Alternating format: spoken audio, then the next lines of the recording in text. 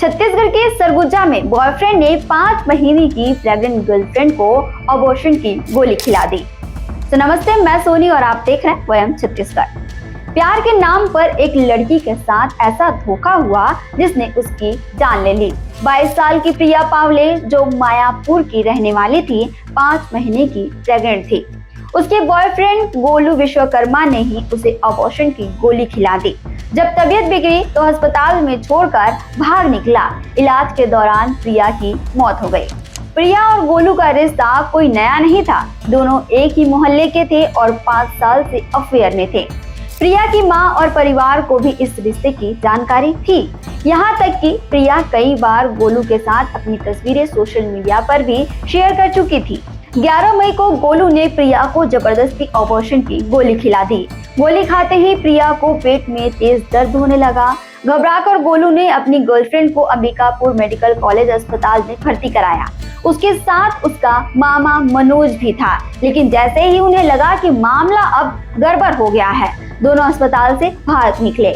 प्रिया की छोटी बहन उसके साथ थी। उसने डॉक्टरों को बताया कि प्रिया ने अबॉर्शन की गोली खा ली है। डॉक्टरों ने तुरंत इलाज शुरू किया, लेकिन तब तक काफी देर हो चुकी थी। रविवार शाम प्रिया की मौत हो गई। प्रिया की मां मीना पावले ने बताया कि बेटी के लिए कई सारे रिश्ते आ रहे थे, लेकिन वो अभी शादी नहीं करना चाहती थी। गर्भवती होने के बाद लड़का भी शादी नहीं करना चाहता था। लड़का उसे रखना भी नहीं चाहता था। मां का आरोप है कि मार पीट कर जबरदस्ती लड़का और उसके मामा ने बेटी को अबॉर्शन की गोली खिलाई। और भतीजी ने बताई कि नहीं, ये छत ऊपर ले जाके 2 तारीख या यही है 2 तारीख मुझे में मालूम नहीं है। वो बता रहे कि नहीं, मार पिटाई करके गोली उली खवाई।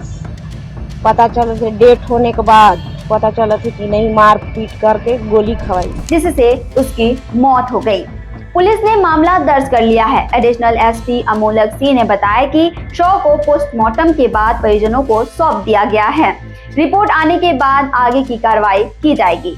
लेकिन एक सवाल अब भी जिंदा है, क्या प्यार में इतना धोखा भी मुमकिन है जो किसी की जान ले ले? क्या दोषियों को मिलेगी सजा, या फिर प्रिया की मौत भी सिर्फ एक और केस बनकर रह जाएगी?